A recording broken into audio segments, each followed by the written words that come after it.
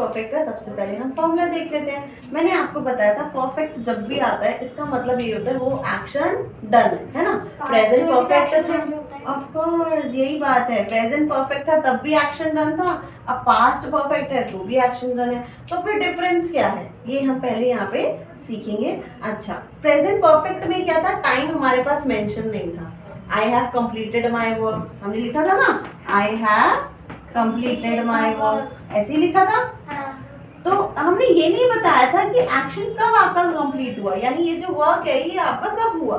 लेकिन मैंने आपको कहा था कि चलो पास्ट में आ जाते हैं तब आपको एक्शन का टाइम पता चल जाएगा। I have completed my work yesterday. अगर यस्टरडे होता तो हमारा क्या हो जाता, यहाँ पे आई कंप्लीटेड माय वर्क, समझ रहे हो आप, I completed my work yesterday, तो आता ही नहीं है। तब वहां पे हैव हट जाता क्योंकि अगर हैव आता तो टाइम नहीं आता और वो परफेक्ट बन जाता, राइट।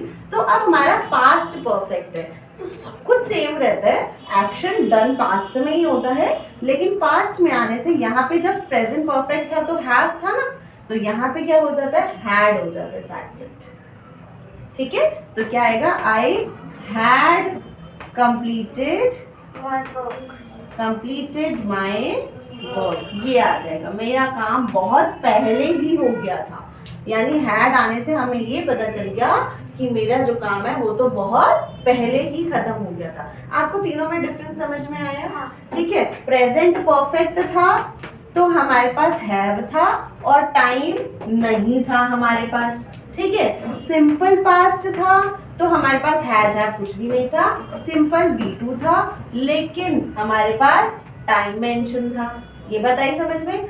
अब जब हमने पास्ट परफेक्ट किया तब हमारा हैज हैव की जगह क्या आ जाएगा, हैड आ जाएगा, और ये हैड आते ही पता चल गया काम तो बहुत ही पहले हो गया था हमारा। I had completed my work, कि मेरा जो ये काम है वो तो बहुत पहले ही खत्म हो गया था। ठीक है, अब पता कैसे चलेगा कि इसमें टाइम आता है नहीं आता, ये हम चीजें पहले सीखेंगे। उससे पहले हम यहाँ पे फॉर्मूला देख लेते हैं, फिर हम इसकी यूसेज पढ़ेंगे। ये बात आ गई बेटा समझ में? चलो फॉर्मूला लिख लो सबसे पहले।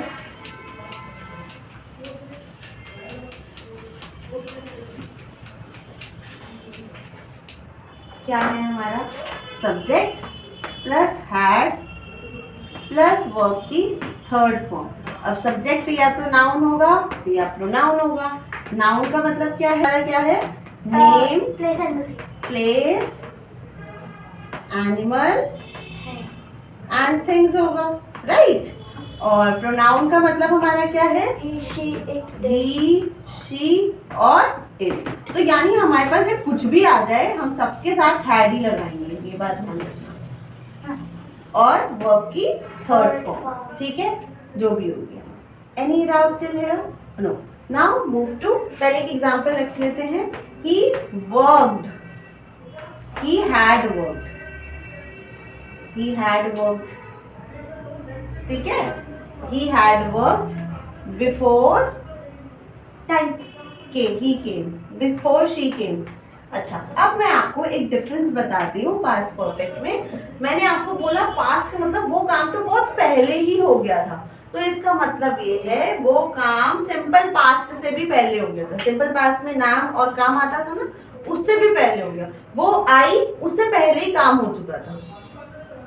ठीक है, आई एंटर्ड, या फिर ऐसे लिखूं, बिफोर आई एंटर्ड, मैं जैसे ही आई, she had locked the door.